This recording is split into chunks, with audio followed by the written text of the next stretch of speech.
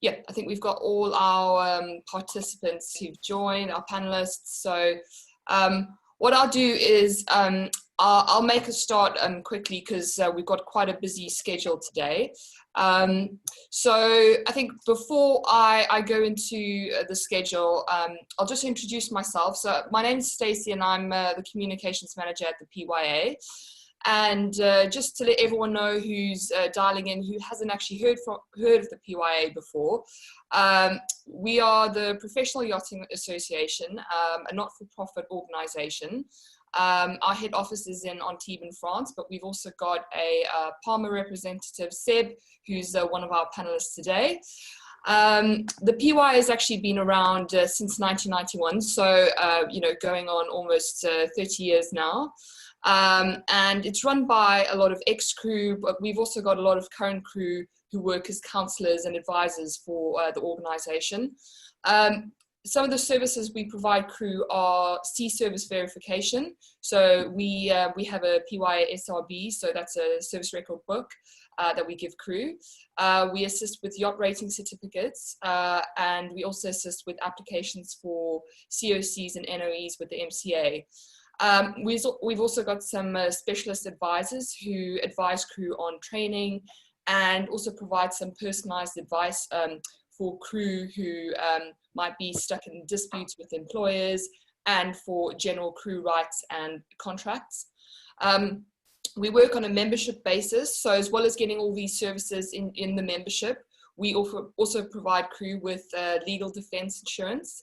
And very key to what we do as an organization is we provide crew with really important updates and regulations. And obviously now that we're going through the COVID-19 crisis and hopefully sort of coming out the other end of it, we really want to offer this communication and information to the wider crew network, and that's why we've obviously made the webinar available to everyone today.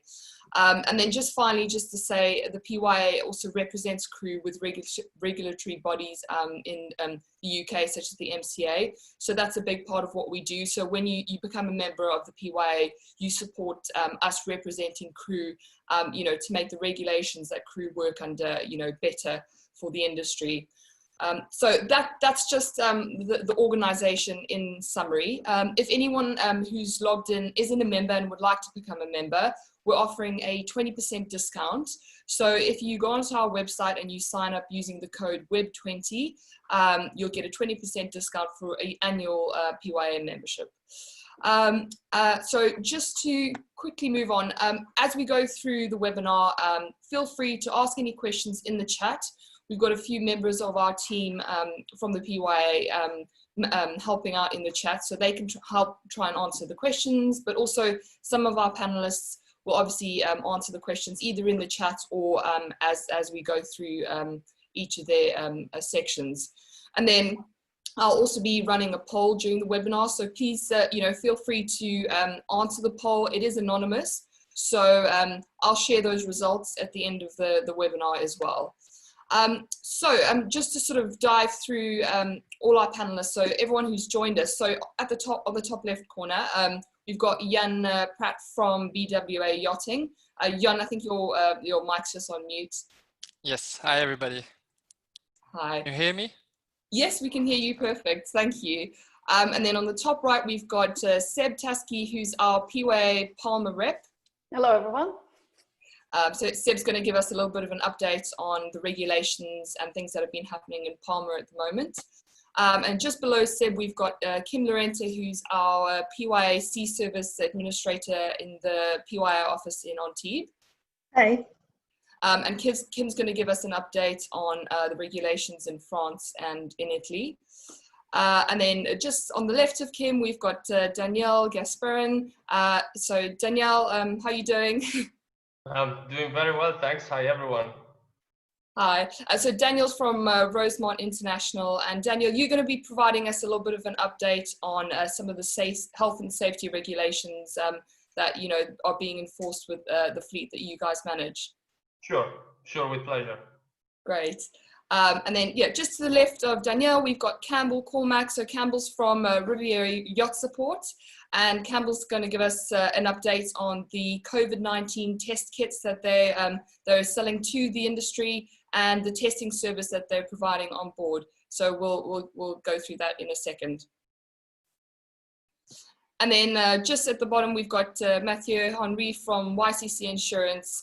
So Matthew's just going to tell us a little bit about some of the insurance, I would say, issues or things to look out for, you know, both from a crew side and obviously if you're working and you're managing a boat, the things you need to consider during a crisis like COVID-19 when it comes to your insurance. Yeah, thank you. Hello, everyone. Hi. Okay, so what I'll just do quickly is I'm going to share my screen, so hopefully everyone will be able to see my screen. Can everyone see that? Yeah. Yeah. Okay. So I've just popped the schedule on there, so everyone can see the time. So after my introduction now, we're going to go straight into the update on the regulations in France and Italy with Kim. And then Seb is going to follow that with the regulations in Spain and the Balearic specifically. After Seb, we're going to have another update from Kim, who's going to give us the latest updates on certification and exams from the MCA and any other regulations in general that the MCA have given out during the crisis. And then we'll go on to Campbell from Riviera Yacht Support, who's going to give us the update on the testing for vessels. And then we'll move on to Danielle from Rosemont International, who will give us an update on flag administration, health and safety, and the classification society audits. We'll then move on to Mathieu, who will give us an overview of yacht insurance so he's from WYCC Insurance. And then onto Jan, who will give us all the regulations regarding moving in and out of ports and crew travel and the sort of wider travel and movement regulations at the moment. And then lastly, I'll provide an update which has been given to us by Louise from the Crew Network, which is a recruitment agency. And she's just provided a general overview to crew on the recruitment situation at the moment. So that's our schedule. What I will do is we'll move on quickly to Kim because I can see it's 5:10, so we're moving on very quickly. So Kim, can you just give us a little bit of an update? I know you've been looking into the situation in France and Italy. What are the latest regulations that have been announced with regards to the de-confinement? Yes, so starting from France, phase 2 rolled out in the green departments this week, including the south of France, while higher restrictions remain in the red departments where cases are still elevated. And the state of emergency has been extended until July the 10th for the time being. And the government has continuously encouraged people to maintain social distance, use face masks, and continue working from home when possible. Shops and hairdressers have reopened. Bars and restaurants have reopened for takeaway and delivery services only, but should open completely starting from the 2nd of June. Gatherings up to 10 people are allowed, and beaches, lakes, water sports centers will remain closed until June 2nd unless the prefect decide otherwise. In fact, many mayors have petitioned to anticipate this opportunity, and it will likely happen within probably next week if this is confirmed. The obligation of using travel certificates has been lifted. Those were the travel certificates that you needed to use when you would go out of your house. And now people are allowed to travel within their department freely with the limit of 100 kilometers. In that case, you will need again to use the new travel certificate, which you can find in the government website. And basically, to travel further than 100 kilometers, you need to have a special need, an urgency, like it used to be before the phase 2. And in general, travel restrictions have remained.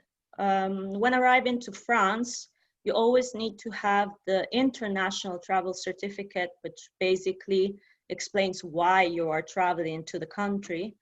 And this can also be downloaded on the government website.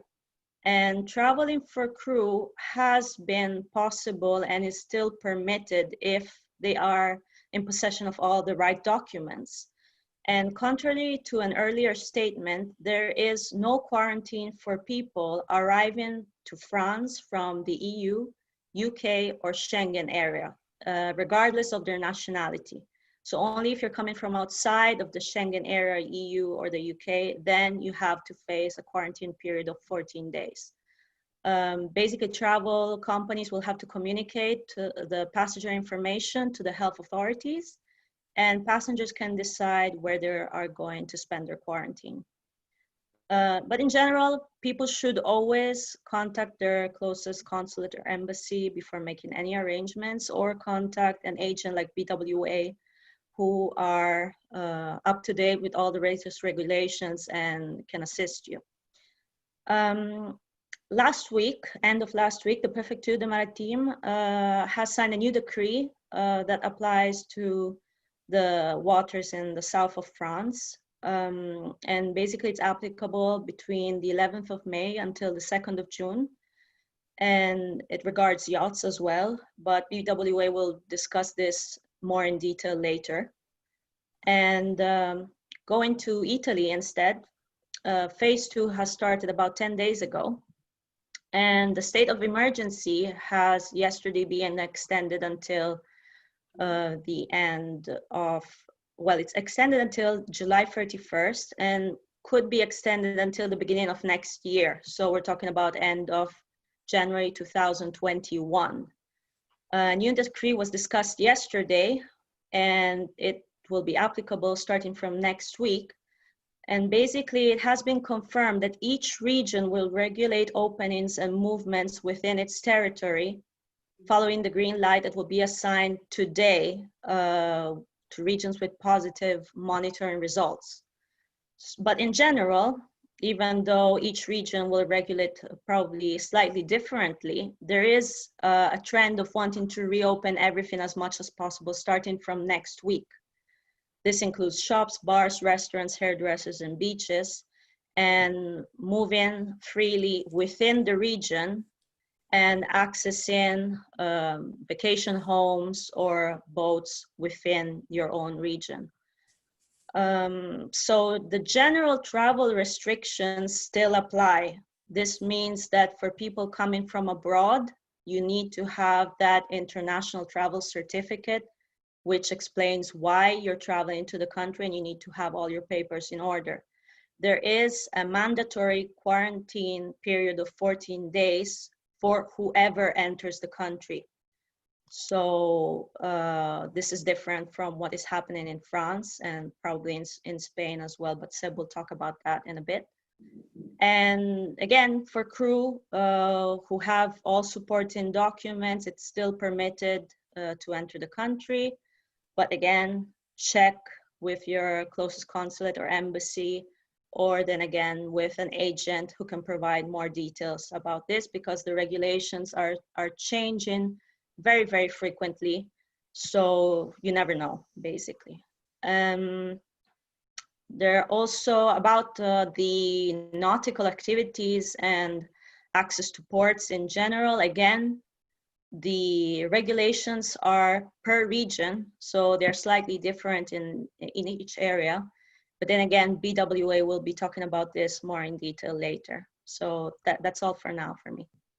Great, thanks Kim for the overview. I think, and we'll, as we move on to Seb, I think Seb's going to provide, similar updates with regards to, I think, the two biggest sort of factors at the moment that are sort of stopping the industry from going into what we would call active yachting, I think, is these travel restrictions. So still not only crew moving from where they currently are to their place of work, but then also we need to think about obviously the guests and the yacht owners. So what are those travel restrictions, and how are they limiting guests from coming, from wherever they are staying abroad, either from outside the EU or within the EU, getting down to their vessels. And then obviously these quarantine periods, that is not only affecting crew who are joining vessels, but we need to think about guests as well. I mean, obviously, as we go from in the different phases of confinement, hopefully by the time we get to, June, July, some of the countries may not have these restrictions in place. But for now, it's interesting to note that. So, I'll just move on to Seb quickly. So can you just tell us a little bit about the updates on the de-confinement regulations in the Balearics at the moment? Sure. So there were 4 new infections in the last 24 hours in the Balearics, which is good.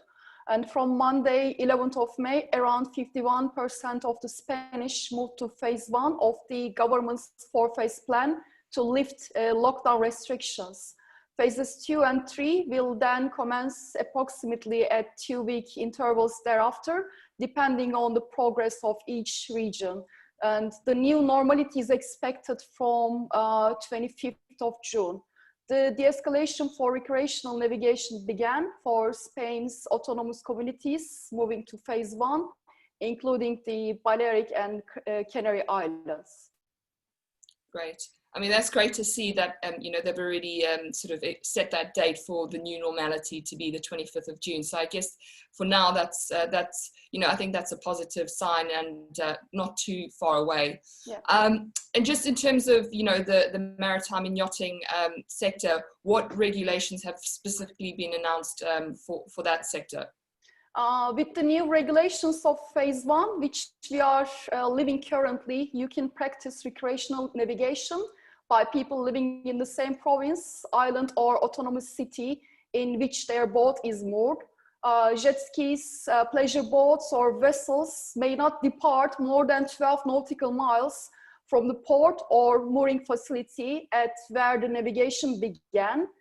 Occupancy on board may not exceed 50% of the certified capacity of the boat unless all occupants reside at the same address, in which case 100% of the capacity may be used to a maximum of 10 persons. In the Balearic Islands, navigation by boats used for recreational or sports purposes by their owners or authorized persons are allowed, and permissions for owners or authorized individuals to visit boats for security and maintenance checks is extended to the entire province or island where the boat is moored. Jet ski and recreational boat rental is allowed, and the same occupancy limitations apply as those for private navigation. We are expecting on 25th of May, phase 2 to begin. And in phase 2, recreational cruising will be permitted for larger groups of people without having to live in the same municipality, but in the same province. Cruising will be restricted to the waters of province or island, and navigational training courses and related activities may be carried out. On 8th of June, the final phase, phase 3, will begin, and cruising and recreational activities, including charter, may resume without limitations other than those that generally apply, including geographical restrictions and enhanced sanitary measures. So these right. Yeah, I think that's really that's good to note that as those phases go down, obviously they've allowed not only private cruising but also charters to resume. So that's great. And also with regards to training, I know a lot of the restrictions have affected training. So that's really important to note that navigational training courses can resume from the 25th of May. In terms of tourists coming to the island, what information has been released for tourist travel to the Balearics? Any travelers who will come to Spain from abroad will be quarantined for 14 days on arrival, according to the Ministry of Health. The quarantine requirements for travelers coming into Spain go into effect tomorrow, May 15th, and will remain in force throughout the duration of the state of alarm, which is due to end on May 24, but may be extended by the government. During the quarantine period, travelers who come to Spain will have to stay in their home or holiday accommodation and only can go out to buy food, pharmaceuticals, and basic necessities, or get assistance from health centers or hospitals, and they must wear a mask. In order to minimize the risks coming from people arriving from outside the country, New measures for the implementation of control and isolation are to be introduced. All travelers will be subject to hygienic sanitary checks upon arrival, and health authorities may contact quarantined persons to track their movements. And when symptoms such as fever, cough, shortness of breath, or other symptoms appear, quarantined arrivals must call the health service on 061, indicating they are in quarantine for coming from abroad. And cross-border workers are exempt from these measures, including crew members. And travel agencies are obliged to inform inbound passengers of these measures at the beginning of the ticket sales process. Airlines must supply passengers with a public health form stating your intended location during quarantine, which must be submitted upon arrival. So during this time, for any yachts planning to navigate to Balearics, we highly recommend them to contact agencies for the quarantine measures and required paperwork. So these are the all updates, Stacey. Thanks, Seb. I think, as we move through the different phases, I think we can see that, obviously it is going to have an effect at some stage or another as to how, private owners of vessels can get to their boats or charter guests. And I mean, one thing I think will be interesting to know, and maybe Jan, you can answer this when we get to you, but whether or not a vessel is classified as a place of residence for quarantine. I don't know if that's something, Danielle, I don't know if for charters, that's something you guys have looked at, but it'd be interesting to know. I mean, as we move closer and closer into the full summer, hopefully these regulations get lifted. But I think for now, I guess these are just some of the things that crew and captains are, and I guess charter organizers are having to think about. So thanks for that update. Kim, I know we're going to go over to you now just to get an update on just with regards to MCA regulations. So has the MCA given any updates on those who are applying for certification or have exams coming up? Well, we haven't received any official updates recently, apart the ones that are already circulating, that you can apply for an NOE or revalidation electronically by sending an email to the MCA with all the required documentation. But there have been talks about the MCA offering online oral exams, and we've been in touch regularly with the MCA, and they haven't confirmed so far that this applies to yachts as well. And when we'll have information about this, we'll obviously share it. But in the meantime, we understand that basically the MCA would be giving priority to people whose exams have been canceled or postponed due to the emergency. And these people would be contacted individually, and the oral exam rearranged for a different date. Then they would perhaps give the possibility to people who already hold an NOE to book an oral exam.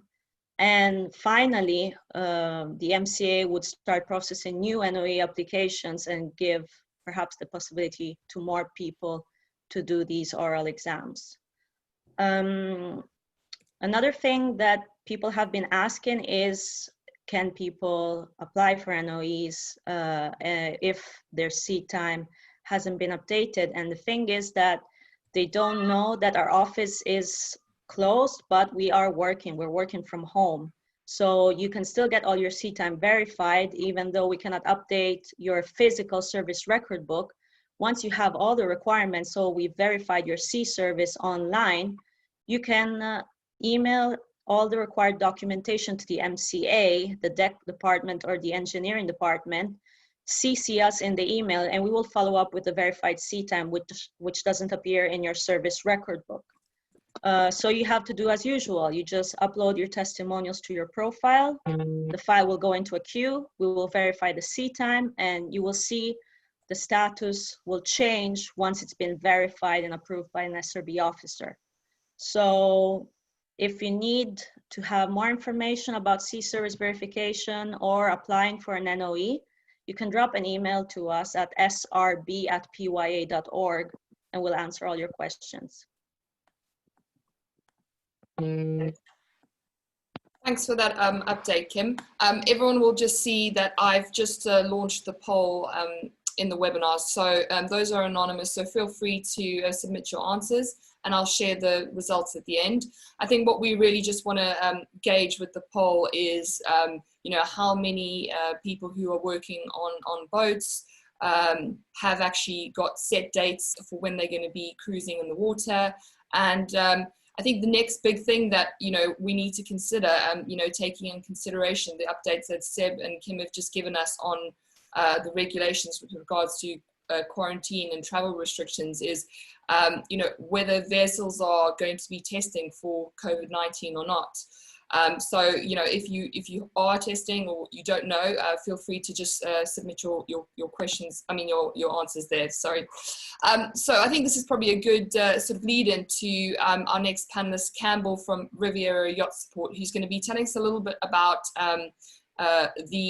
so Campbell, you guys have been, I saw you advertised, you're selling some COVID-19 test kits.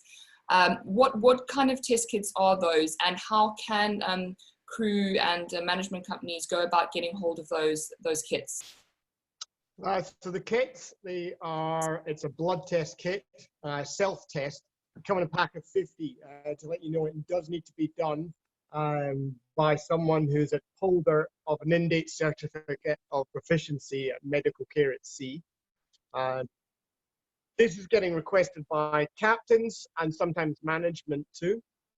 At the moment, I haven't actually physically seen a kit. I'm waiting for a load to arrive at the beginning of next week.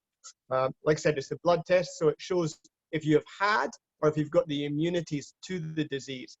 In the event that this shows up, then we recommend that the person actually gets the swab test, which is the PCR. This is more of a laboratory test. So that's, in that event, people are recommended to do that. These tests themselves are people are keeping on board just as we think is a level of insurance and also for security for the owner coming on board, so they can test the crew wherever they are if a laboratory test, say for instance, isn't available where they actually are going to. So that's with that event. We're also doing the tests on board. We're bringing in a doctor and a laboratory technician. They're testing on board. They can do either both tests, the blood or this PCR swab test. So in that event, you've got both options. With the test on board, the PCR and the swab, that gives you about a 98% chance of getting the right results. So there's a 2% chance with that of false negative. Thanks. I mean, I think that's you know, really interesting information. And obviously, you guys are based in Antibes in France. So, what areas are you supplying not only the onboard testing to, but the testing kits? Are you able to ship those testing kits out to vessels, say, based in Palma, or what is your range? Yeah, I've got one vessel in Palma wanting a kit. I've got another one in Croatia and another one up in Holland who are also wanting a kit. So shipping for us hasn't really been too restrictive during this period. I'm not sure. I know that in Spain there was the issue of they weren't allowed to receive them. It was classified as medical equipment. I think it was to stop basically fraudulent behavior and price gouging of their people selling false equipment. So they were restricting that. So that's difficult. But we've spoken to an agent out there, and because it's going on board a vessel that's registered, say Cayman Islands registered, that is actually allowed.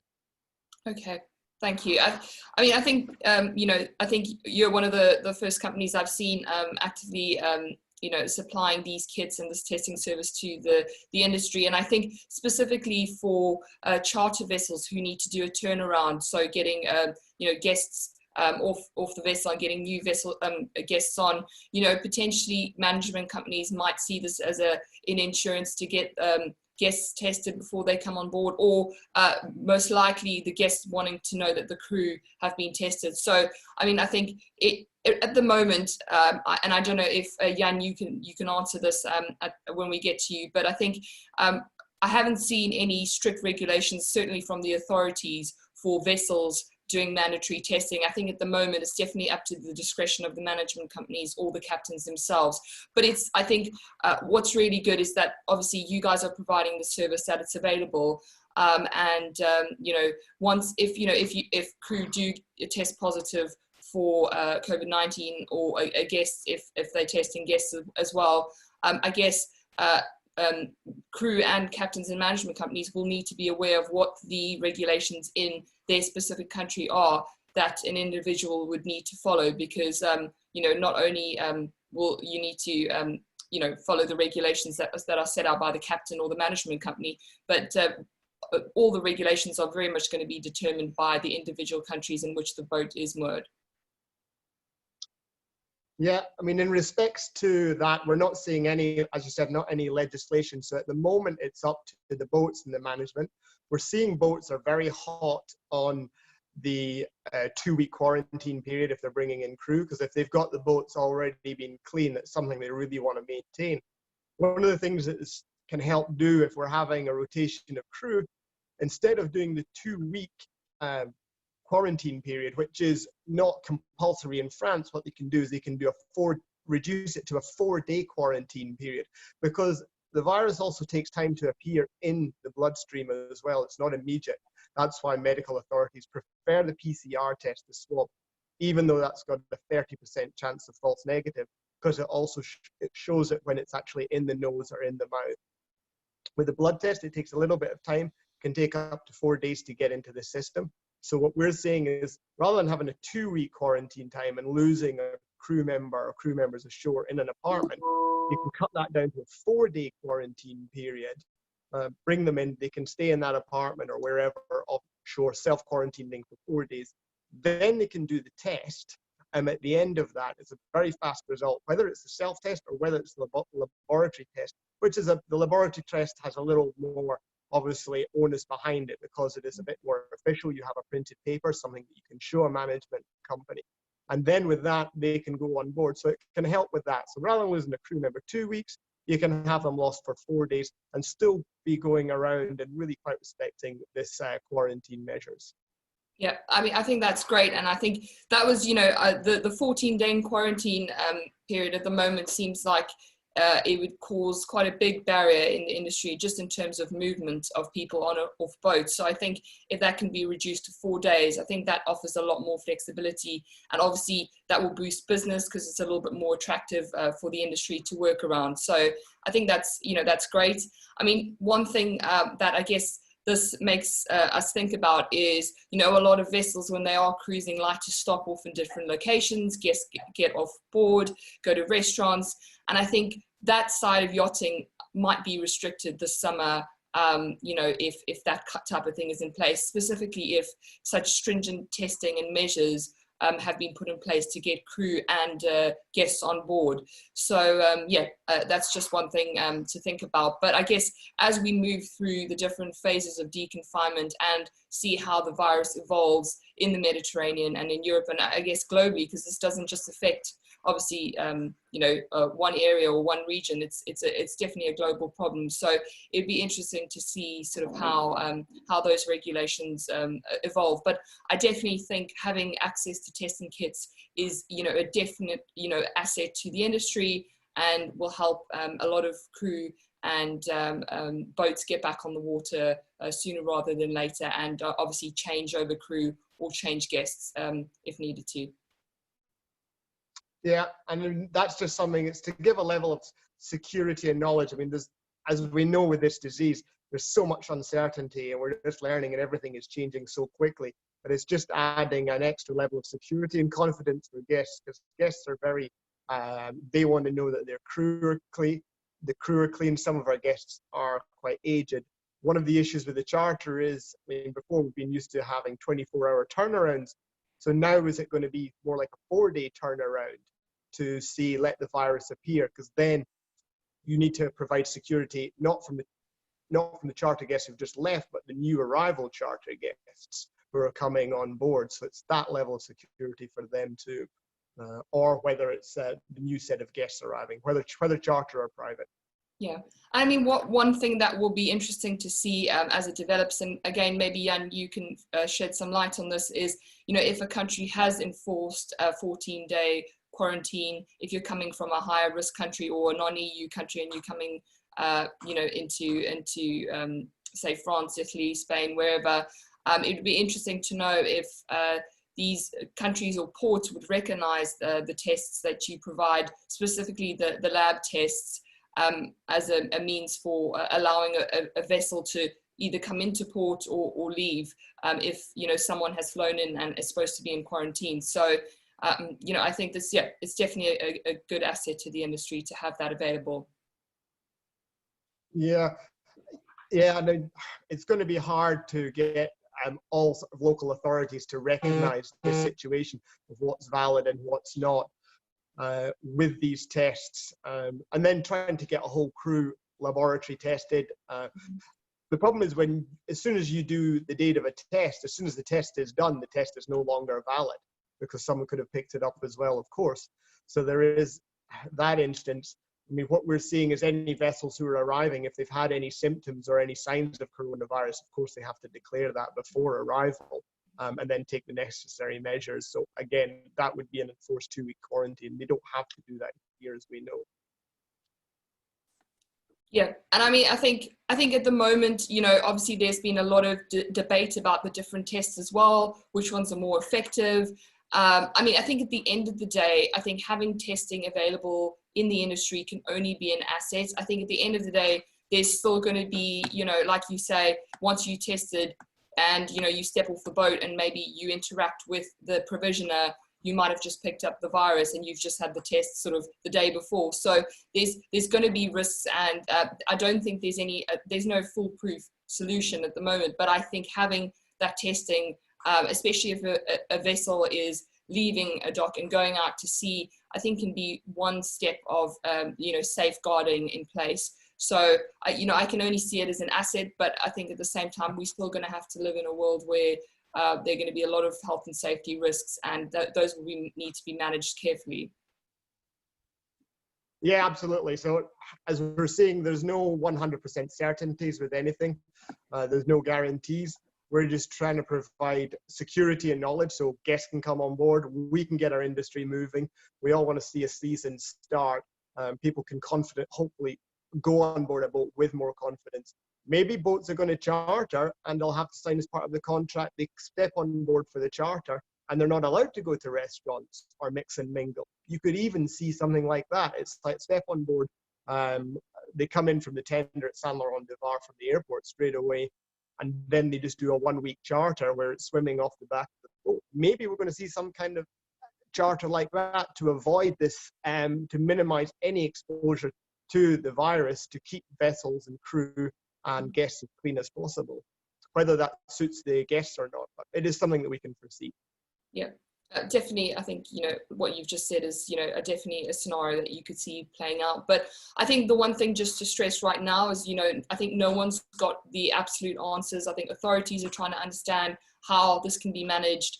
And I think, you know, it's you know, it's great that you've come on here and you've discussed the tests that you're providing, because I think right now, I think everyone is just thinking of ways that the situation can be managed, and obviously the industry can get back into activity, because that's what we all want is, you know, somewhat of a summer season for the yachting industry in the Mediterranean, and obviously beyond. As we move past the summer, I think we're still going to be in an area where it's going to have to be managed longer term. So yeah. These are all questions I think that, you know, everyone is trying to answer and think about at the moment. But yeah, thanks very much, Campbell. Thank you. Just to move on to Danielle from Rosemont International. I think Danielle, I'll ask you the question first on the health and safety measures that you guys are implementing on board your managed fleet in order to, you know, in the face of COVID-19. What are, you know, obviously Campbell's spoken about testing, but what are the general health and safety measures that you guys have implemented in your fleet? I think this will just help give, you know, crew that are watching a little bit of insight into sort of what other management companies and what other boats are doing in terms of managing the virus. Sure. So what we've done on top of adhering to World Health Organization, IMO, and flag state recommendations is developing yacht-specific plans for avoiding spreading of the virus and for containing people on board, especially in the past few months, as much as possible.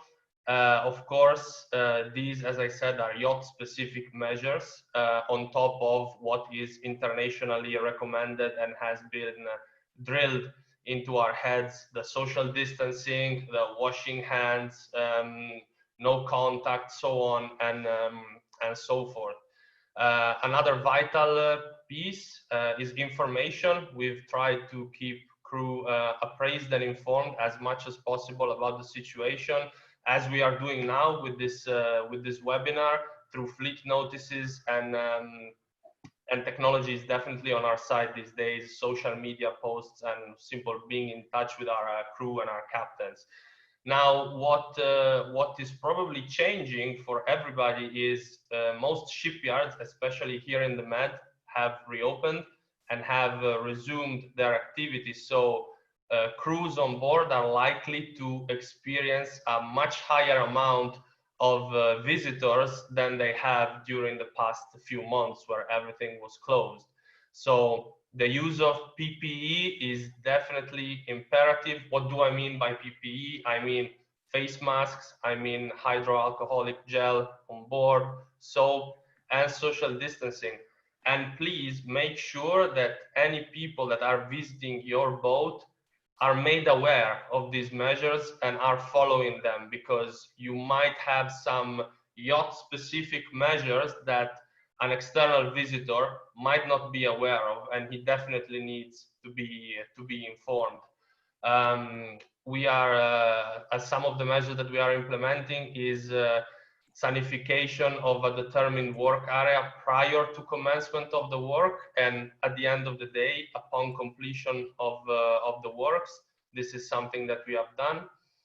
And as far as crew changes, because I saw Campbell touched on this topic when he talked about testing, crew changes is something that we've put on hold as much as possible, mostly because traveling has been pretty much forbidden on a worldwide scale, and also it was unpractical and unsafe to do. Now, in some countries, the restrictions are, as we've discussed, being slowly lifted and eased. So it might be possible for some crew members to join vessels, but again, the self-quarantine is compulsory in most countries.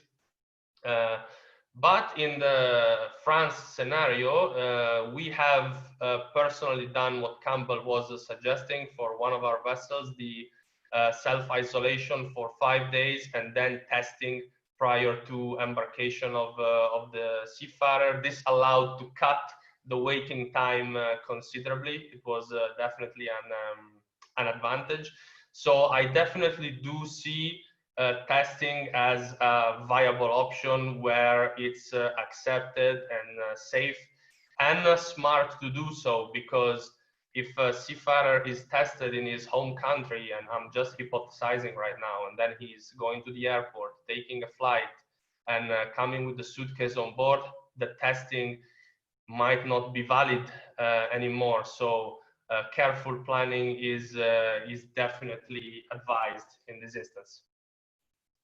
Great. I mean, I think that's really good to know. And I mean, I think if anyone's got any specific questions about how they can go about, putting in place health and safety measures on their vessel, definitely get in touch with Daniel from Rosemont International, because Daniel, I know you guys can advise vessels on those health and safety measures. Is that right? Yes, sure. We'll be happy to give crew some assistance. We all need it in these times. Good, great. And then I know another sort of area that you guys look after is, so as everyone is looking towards the season in the Med, could you give us a bit of an update regarding the flag and class movements and availability for onboard attendance? Sure. Basically, there's a lot of uncertainty surrounding this mad summer season. And I'm not going to get into the details because things are changing on a daily basis. There's a lot of question marks, both on the legal side, on the operational side, on the safety side. What I can tell you with much more certainty is that a lot of owners do want their boats ready for the season. Doesn't matter what happens this summer. And so in this respect, now that the shipyards are open, another question is, of course, what about class attendance and flag attendance? Starting with class, class is working, is operative. Surveyors have been active pretty much even in the past months from all classification societies. So you can get in touch with your local survey station, and they will provide a surveyor that will be able to attend shipyard meetings. Maybe shipyard meetings will be done remotely. There's not really any difference. Or come on board and perform the surveys. The only downside to this might be that given the high volume of requests, there could be some delay time, but they are operative. And in terms of flag and commercial compliance, I have been in touch with representatives from the Cayman Islands, the Marshall Islands, and Transport Malta, so I'm able to give you a specific update on these three flag states.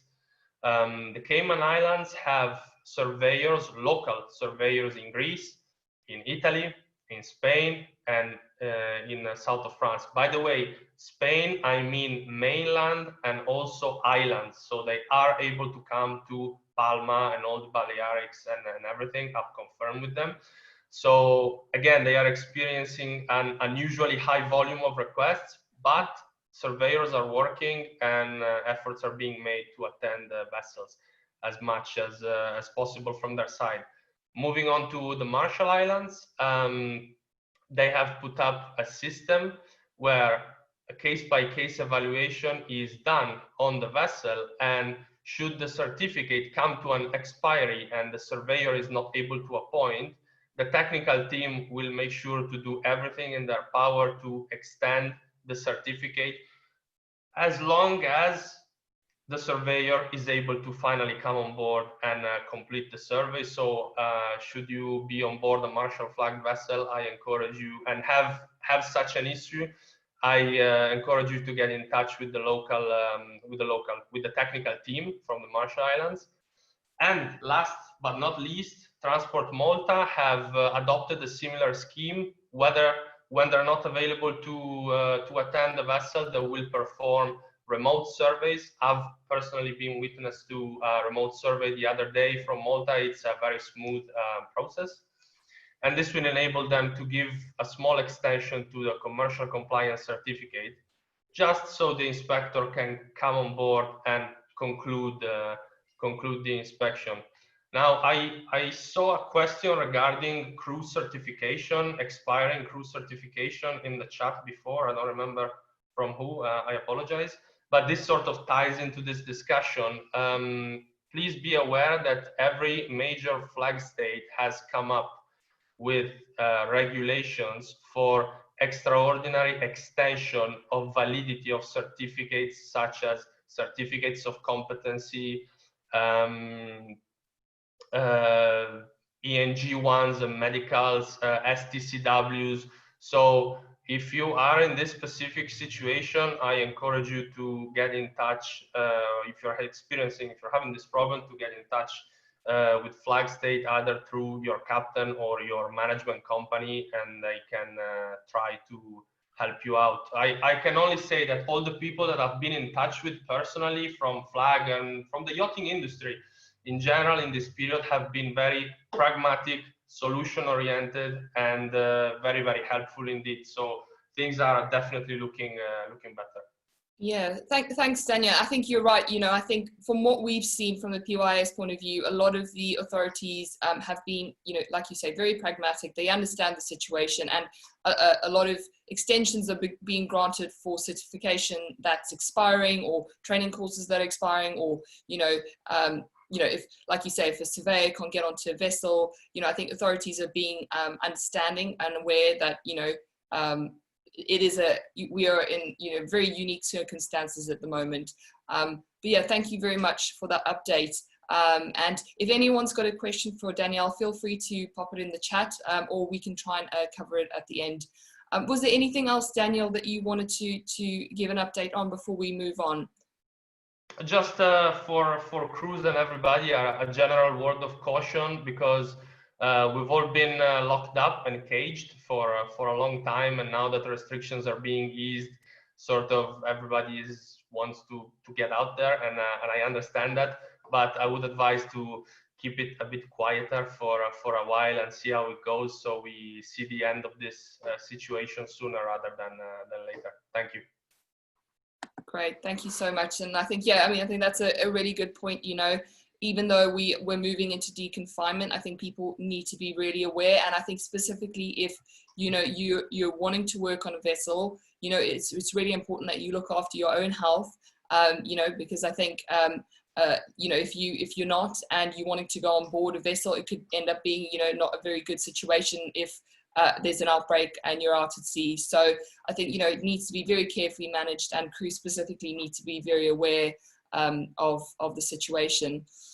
So, you know, as we move on, we're going to go on to Mathieu from WYCC Insurance. And I think, you know, insurance and, you know, I guess, you know, legalities at the moment are, you know, another thing that crew and management companies are thinking about. So, you know, just in general, sort of what do boat insurances generally cover during an emergency like COVID-19? So, you know, if you are a crew member and you're out, you know, on a charter and you get ill, what do insurances cover for crew? But I guess in general, what do they cover? Yeah, in general, what kind of insurance you have for the crew member is first is that assistance and repatriation.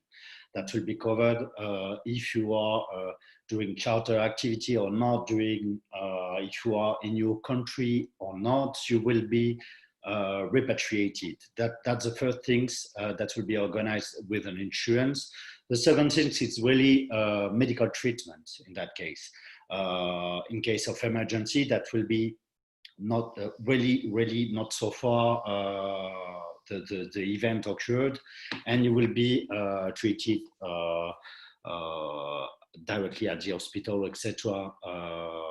With an agreement or not with the insurance. In this case, in this emergency situation, that would be really to the first hospital who can organize treatment for the member in that case. That's really the first 2 points. But after that, it depends really what kind of insurance you have for the boat, with the boat. You can have different level of insurance, and for example, everybody heard about P&I. P&I, this is really a ship owner's liability in that case. The problem is that with the P&I, you will be covered only if you have an illness or COVID in that case, directly linked with your job activity. If it is before or during vacation, or weekend, or etc., the crew member will not be covered by the P&I. That means that you need to have automatically other level of insurance, look like crew insurance, etc. And with a different level of insurance, you can have different module of benefits covered. That means first is really assistance and repatriation, because this is really in case of emergency situation, the minimum required. You will have medical treatment, and after that, it depends if it is a charter yacht or private yacht, but you will have sickness benefits, temporary disability. You can have death benefits, etc. It depends really the type of benefits covered by the yacht owner. P&I, crew insurance, and you need really to check what kind of benefits are applicable. Okay. And I mean, I think this is a really important point, because I think a lot of crew, might, get themselves to the point where, they're keeping themselves in confinement, they're keeping themselves healthy, they're ready to go on a vessel. But, once you're on a vessel, you are at the mercy of, the whoever's running that vessel. So whether it be the owner or the management company, if you're a charter vessel. So I think when you're signing your contract, definitely make sure you have a good understanding of what insurance is in place, because if you are stuck in a difficult situation, medical costs are a lot, and it's been seen to be a very volatile disease. COVID-19, I don't think is anything you want to play with. So you obviously want to make sure that your boat has got the right insurance. I mean, just to ask you, Mathieu, is it mandatory for boats to have crew insurance? No, not really at this time, because it is mandatory if you have charter activity, because you are under the MLC. Yes. If you are under the MLC, you need to have a minimum level of benefits for crew member, and you need to provide under the ship owner's liability different level of benefits: repatriation, medical insurance, sickness benefits during 16 weeks, and death and disability. That's really under the MLC and ship owner's liability.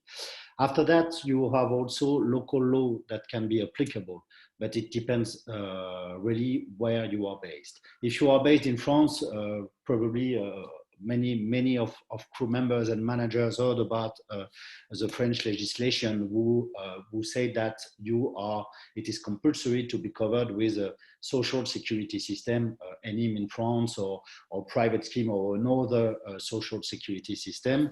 In that case, this is also a branch of the MLC, but this is, for example, in France, applicable to private yachts, not only to charter yachts. That means that for yachts who are based in France at this time, they need, in order to be fully compliant with the French legislation, to have an access to this kind of product. But for the others, not. Yeah, I mean, that's really important point. And I think, this is the type of questions, the PYA we've received in the past. And, for crew who if you've already signed a contract, if it's not an MLC contract and you're not quite sure, what your rights are, definitely get in touch with the PYA, because we can help advise you. Obviously, MLC contracts are quite comprehensive, and they have got a level of security to protect crew. But I think, it's really interesting to hear that there are the different types and levels of insurance. And I think, crew, particularly at this time, need to be aware, because, you may think that you're fit and healthy, but we're all susceptible to this horrible virus. So I think it's definitely something to be aware of. And then just my sort of final question to you, Mathieu, is could you provide some recommendations or what crew should look for when they're signing up with their vessel in terms of the cover? I know you've mentioned the different types of insurance, but so is it just obviously the bare minimum is repatriation and hospitalization? That's what you want. Is there any other sort of basics that you think crew should really try and make sure that are included? And if it's not included, how can they get in touch with you? Are you able to sort of help provide that extra level of insurance to vessels? Yeah, mainly you have this kind of additional level of benefits through a comprehensive plan through a crew insurance. I talked about assistance in repatriation and medical care, medical treatment. But you need also to be aware that, for example, sickness benefits needs to be covered. If you would like to be really full covered for this kind of situation with coronavirus, you need to have sickness benefits. That means temporary total disability, whatever the period, but you need to have something. 16 weeks, I don't know, 1 year, 2 years, whatever the period, you need to be covered and to check that you are covered with that, and not only linked to the job activity. Because if you catch the illness during your vacation or etc. or your time off, you need to be sure that you remain covered. And another point that not so many insurance companies provide at this time is really death after any causes, because lots of crew insurance, crew welfare, or etc., you have benefits just after an accident and not after illness. And in that case, that's really an illness. And you need to check, or you need to change or to amend the contract in order to provide this kind of benefits in order to be covered after an illness in case of this major event. Yeah, no, definitely. And yeah, I think that's really, I think an important point to note. Yeah, thank you very much, Matthew. I'm looking at the time and we're already going on to 6 o'clock. So I'm going to move on to Jan very quickly. He's going to provide us a full sort of update on the Mediterranean as a whole in terms of crew travel and port regulations.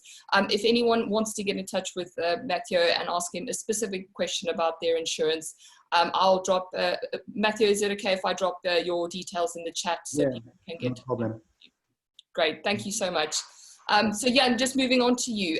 Could you give us a bit of an update in general on sort of what overall, what the regulations are looking like in terms of crew coming in and out of the EU? I think that's a big question on everyone's mind. I think the other big question that's come up is how crew can travel, say, from onshore accommodation to a port.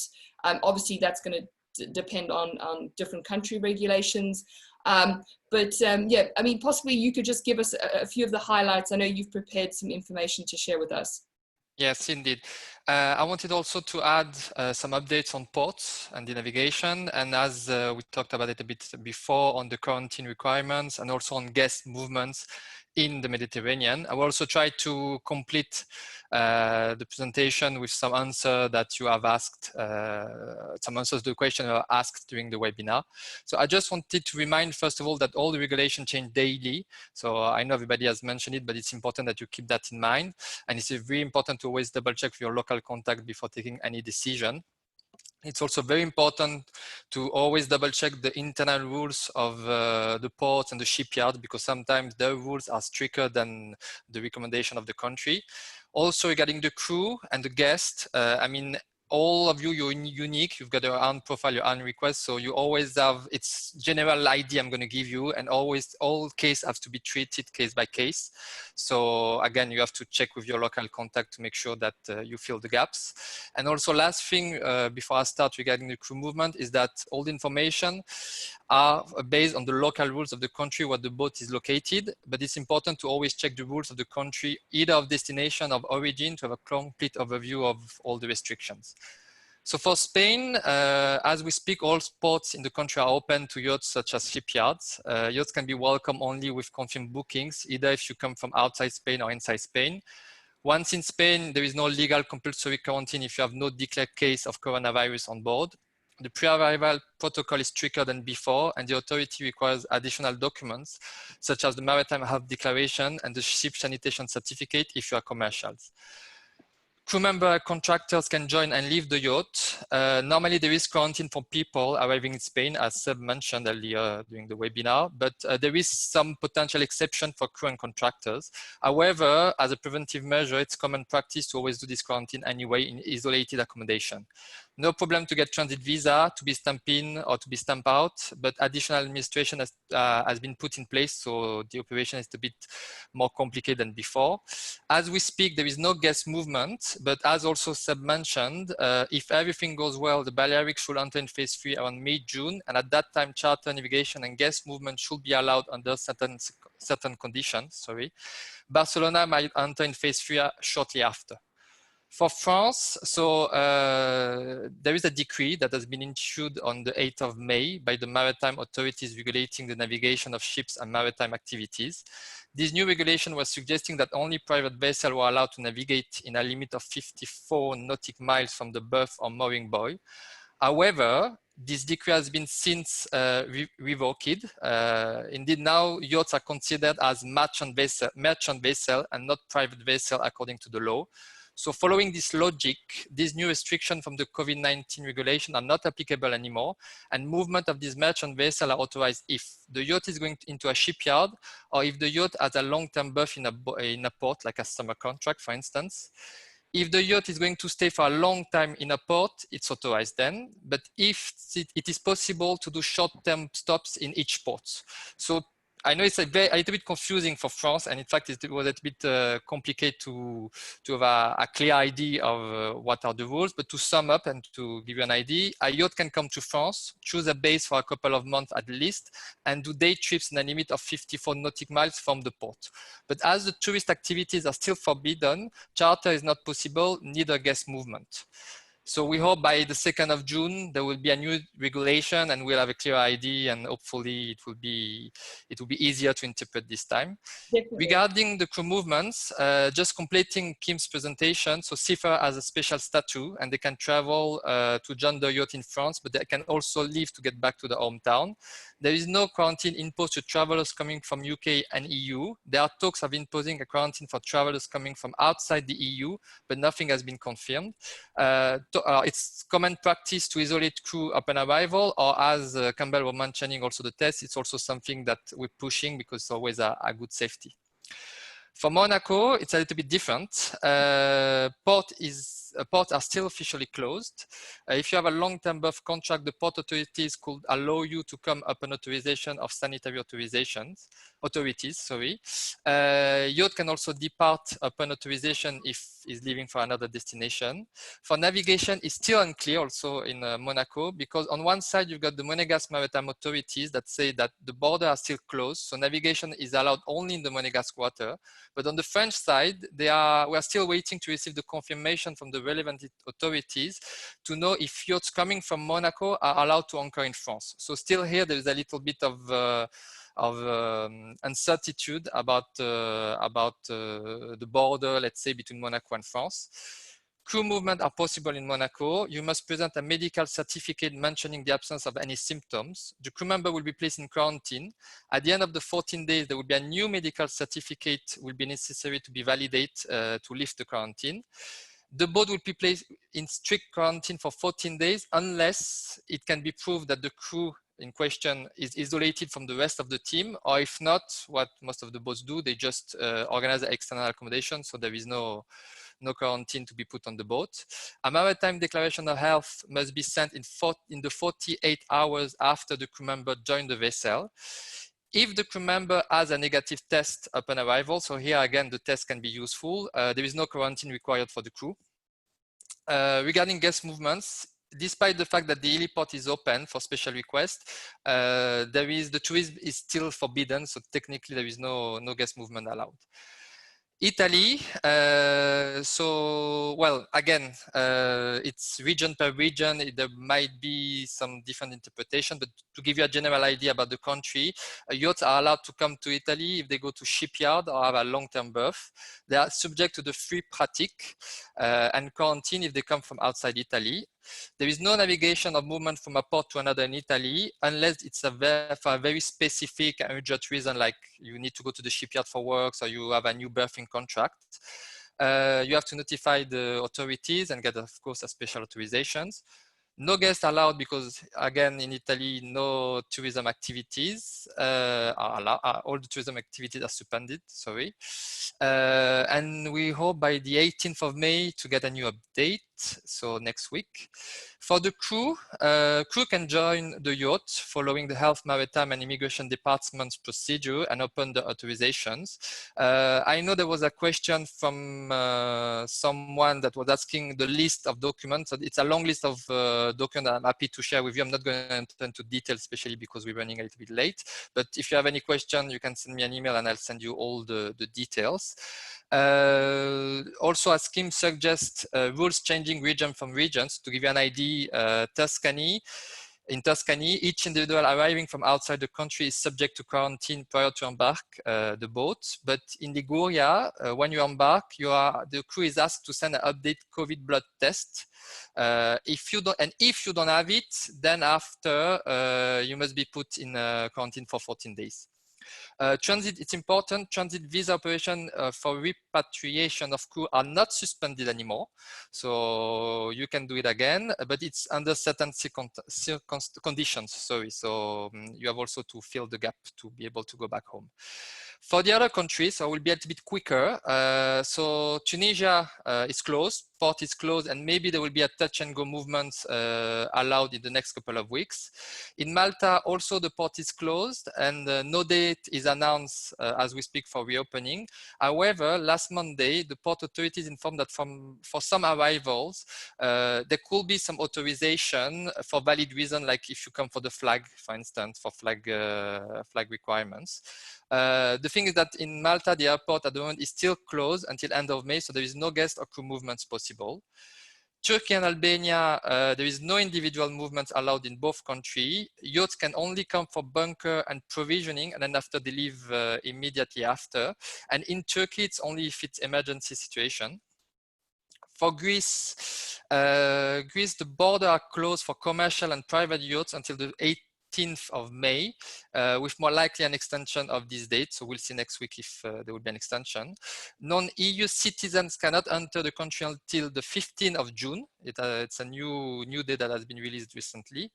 EU crew could come to the country, but they will have to make a test upon arrival. So again, the blood test could be very useful there. If the test is negative, they have to complete the quarantine, and after they can join the boat. If the test is positive, then they go to a designated hospital. Non-EU crew member could be repatriated if there is a dedicated flight to bring them back home.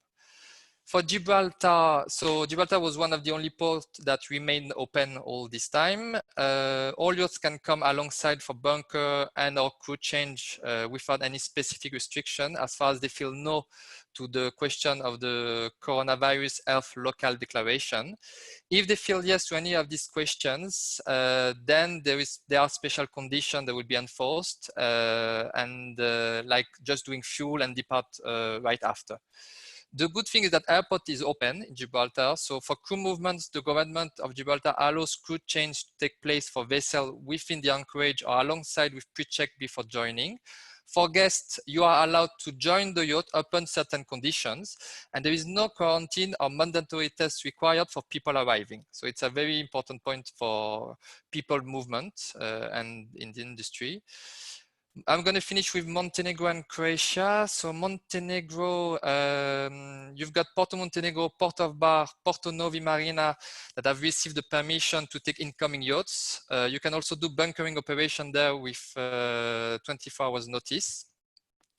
To enter the country, you have different permits to provide, and the protocol is stricter than before, even more if you have more than 40 crew on board. Once in the marina, yacht goes to quarantine area for a total of 14 days. It's not 28 days anymore. During this time, crew and guests already on board must remain on the yacht, and local health procedure has to be followed. From tomorrow, yacht already in Montenegro will be able to cruise in the country without special authorizations. And I'm just going to complete also saying that beach, restaurants, bar, and international transport will be reopened, but airport is still closed until the 1st of June. So there is no tourism or guest movement allowed as we speak in Montenegro. For crew embarkation, it's possible, but it's complicated. Disembarkation, it's easier. So I'm not going to enter into details. If you have any question, you contact us and we'll make a tailor-made answer.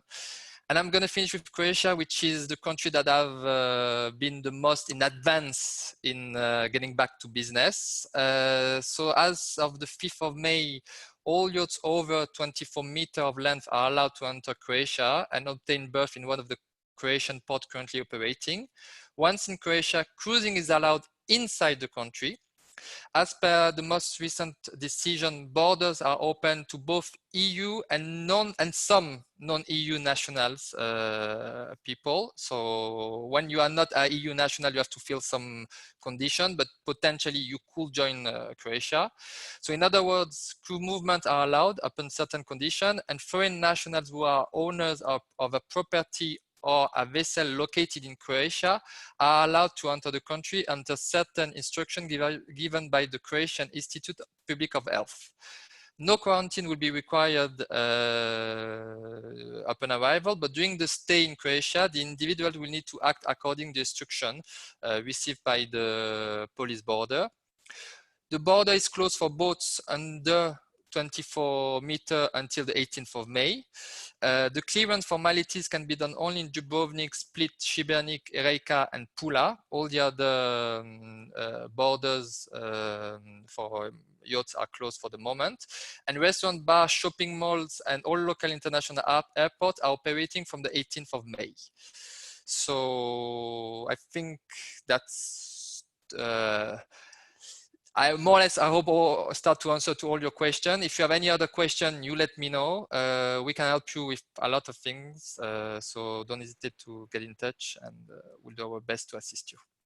Great, thank you so much, Jan. I think that was a really comprehensive overview of all the different regulations. And I think, as you know, you can see, obviously it's just, there's so many different regulations depending on where you are and what your circumstances are. So we've shared Jan's email address in the chat.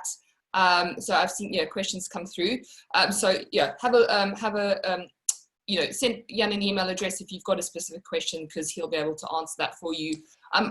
I know we're over time, so I'm just going to give a quick update from recruitment and then move on. We've got 2 questions and then we'll finish off. So I was in touch with Louise from the Crew Network regarding recruitment, because obviously this is another key indicator on the return of the industry back to normality. And Louise has said that they've been really busy, so they feel like from a recruitment perspective, they are moving back into sort of where they should be in terms of how busy they are compared to last year.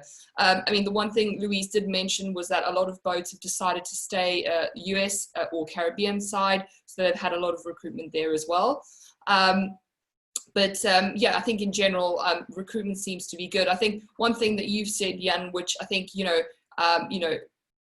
it sort of gives us a little bit of an idea of how the industry is moving is, when we were in confinement, obviously no one could move and boats were sort of stationed in ports.